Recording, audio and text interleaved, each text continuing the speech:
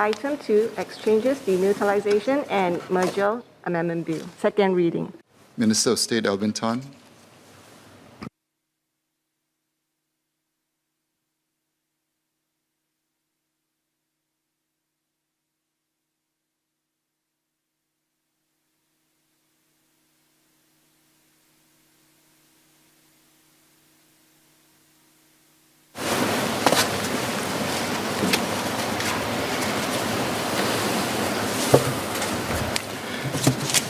Mr. Speaker, sir, on behalf of the Prime Minister, I beg to move that the bill be now read a second time.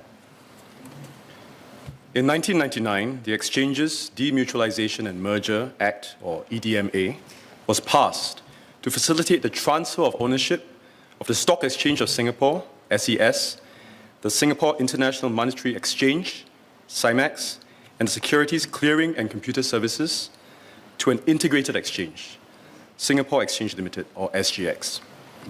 The exchanges were demutualized and merged into a single, non-member-run entity.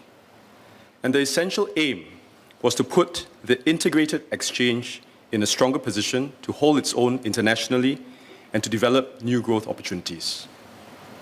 Through this demutualization process, members of the two exchanges, SES and SIMEX, received a fixed dollar amount of shares in SGX, and the remaining SGX shares were issued to SEL Holdings Private Limited, or SEL, a special purpose company designated under the EDMA.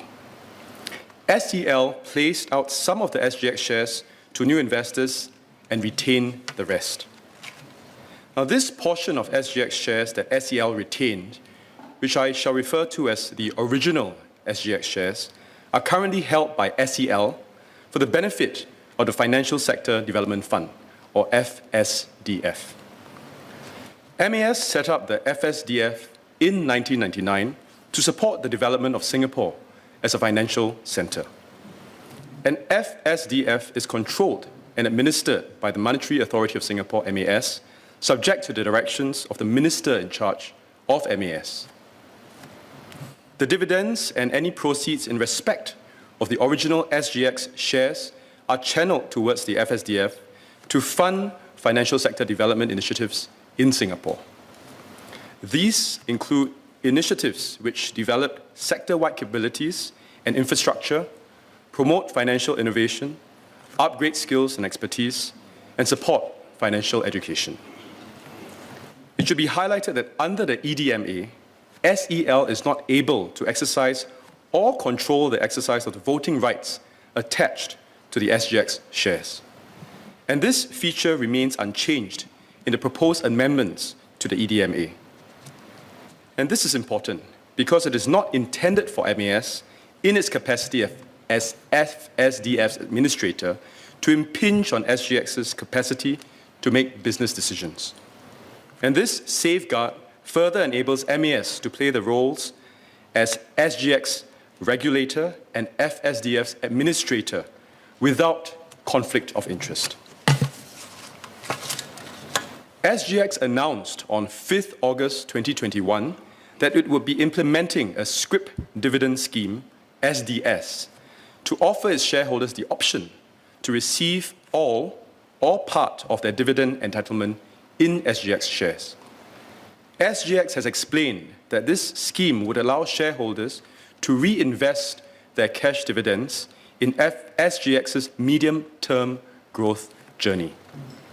Currently, the EDMA allows SEL to receive new SGX shares where there is no election or choice on the part of the shareholders, such as when bonus shares are issued.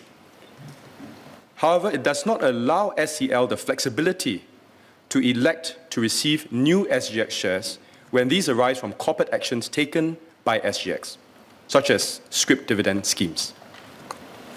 Now, amending the EDMA will give SEL the flexibility to elect to receive new SGX shares that are arising from SGX's corporate actions, where doing so is in line with FSDF's interests.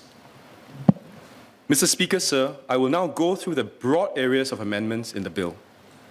Now, the bill will allow SEL, with the Minister in Charge's approval, to participate in SGX's corporate actions under which the SEL may opt to receive additional SGX shares. For instance, SEL could elect to receive scrip dividends in SGX scrip dividend schemes, SDS, which it is unable to under the current EDMA. The bill will also provide that SGX shares acquired through such participation will be treated in the same manner as the original SGX shares.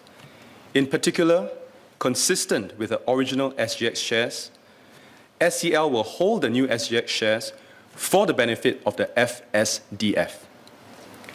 2, SEL will not be allowed to transact with the new SGX shares without the prior approval of or direction from the minister in charge of MAS. 3, SEL will not be able to exercise the voting rights attached to the new SGX shares. And 4, the dividends paid in respect of the new SGX shares and any proceeds in respect of any sale of the new SGX shares, less expenses incurred in the sale of the new SGX shares, will accrue to the FSDF. Mr. Speaker, sir, this bill does not alter the basic objective of the Act or SEL's purpose of supporting the FSDF.